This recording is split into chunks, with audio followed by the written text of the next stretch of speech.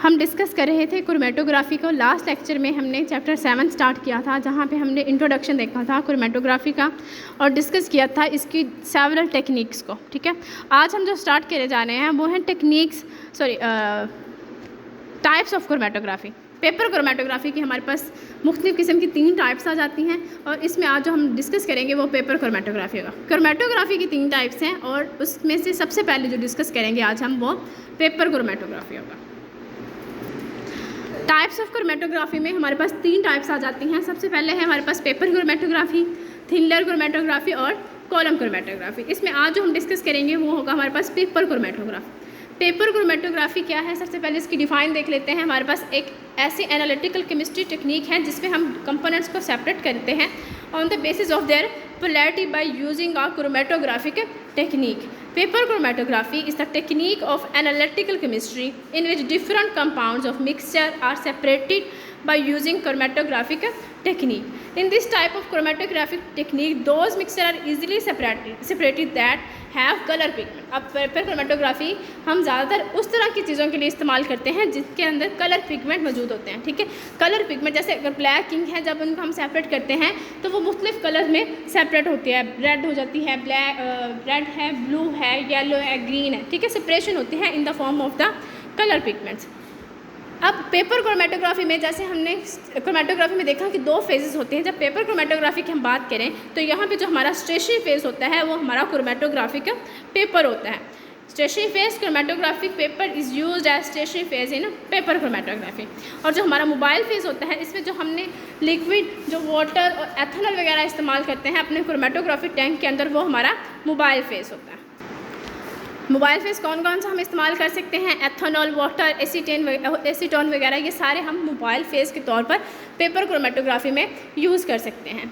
अब हमारे पास आ जाता है प्रोसीजर ऑफ पेपर क्रोमेटोग्राफी कि इसका ओवरऑल प्रोसीजर क्या है। बिल्कुल सिंपल सा प्रोसीजर है। सबसे पहले हमने अपने जो पेपर है उसको रिक्वायर्ड साइज़ के अकॉर्डिंग कट कर लेना है। ठीक है, फिर हमने क्या देखना है, उसके ऊपर 2.5 सेंटीमीटर की बेस लाइन लगानी है। बेस लाइन असेंडिंग और डिसेंडिंग के लिए हमने डिफरेंट लगानी है कि असेंडिंग के लिए हमने कहाँ लगानी है, बॉटम पे, डिसेंडिंग के लिए हमने उसके लिए टॉप पे बेस लाइन लगानी है। ठीक है, उसके बाद हमने बेस लाइन के सेंटर में अपना सैंपल अप्लाई कर देना है। ठीक है, और उसके बाद हमने उसको क्रोमेटोग्राफिक टैंक के अंदर डिप करके हैंग करके रख देना है ताकि जो सेपरेशन है वो हो सके। उसके बाद हम उसके RF वैल्यू को फाइंड कर लेंगे। सबसे पहले प्रोसीजर में क्या है, first of all we will take the chromatographic paper and cut it down according to the style. Chromatography paper को उसके स्टाइल के अकॉर्डिंग हमने कट कर लेना है कि हमें रेडियल या फिर सर्कुलर, असेंडिंग और डिसेंडिंग कौन से टाइप का हमें पेपर चाहिए। उसके बाद हमने लाइन ड्रॉ कर दी। ठीक है, कितने पे? बेस लाइन पे हमने 2.5 सेंटीमीटर पे। उसके बाद हमने सेंटर ऑफ बेस लाइन पे जो अपना सैंपल है वो अप्लाई कर दी है और RF वैल्यू को फाइंड किया है। In the case of circular chromatography, अब सर्कुलर क्रोमेटोग्राफी में क्या है, जो सैंपल है वो हमने सेंटर में अप्लाई किया है और उसके में से हमने एक थ्रेड गुजारा है ताकि उसके ऊपर जो मोबाइल फेस है वो मूव कर सके under the action of capillary action of, and components जो होंगे वो सेपरेट होंगे in the form of the rings और उसकी RF वैल्यू को हम फाइंड कर लेंगे। इसी तरह रेडियल क्रोमेटोग्राफी में जो कंपोनेंट सेपरेट होंगे वो in the form of arcs होंगे और उसकी RF वैल्यू को फाइंड कर लेंगे। सिंपल सा प्रोसीजर है कि हमने अपने क्रोमेटोग्राफिक जो पेपर है, जो हमारी स्टेशनरी फेस है, उसको अपनी रिक्वायर्ड टेक्निक्स के अकॉर्डिंग कट करके सैंपल अप्लाई करना है। ठीक है, यहाँ पे हमारे पास ये डायग्राम में शो भी किया गया है। ये पेपर क्रोमेटोग्राफी के लिए है असेंडिंग क्रोमेटोग्राफिक टेक्निक के थ्रू कि यहाँ पे क्रोमेटोग्राफिक टैंक है, उसका लीड है, नीचे हमने उसका सॉल्वेंट अप्लाई किया है और यहाँ पे हमारे पास क्या है, जो पेपर है वो डिप हुआ है। ठीक है, नीचे हमारे पास 2.5 सेंटीमीटर की बेस लाइन भी है और जो डॉट्स हैं वो हमारे कंपोनेंट्स हैं जो कि सेपरेट हो चुके हैं on the basis of their polarity.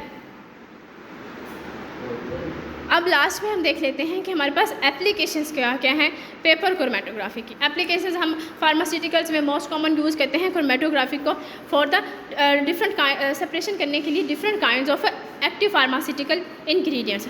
इसको ऑल्सो हम इस्तेमाल करते हैं use to determine the polarity and evaporation power of any given compound. Poisons के आइडेंटिफिकेशन के लिए भी इस्तेमाल कर सकते हैं और analysis of the different medicine, मुख्तलिफ जो अद्वियात होते हैं जब उनको एनालाइज उनकी शनाख्त करनी होती है तब भी हम क्रोमेटोग्राफी का इस्तेमाल करते हैं डिफरेंट बॉडी टिश्यूज़ को सेपरेट करने के लिए, और forensic medicine for investigation purposes. ठीक है, अब ये सारी एप्लीकेशन हैं हमारे पास पेपर क्रोमेटोग्राफी की। ये आज का हमारा टॉपिक था जिसमें हमने क्रोमेटोग्राफी की जो एक हमारी टाइप थी उसको कवर कर लिया पेपर क्रोमेटोग्राफी में।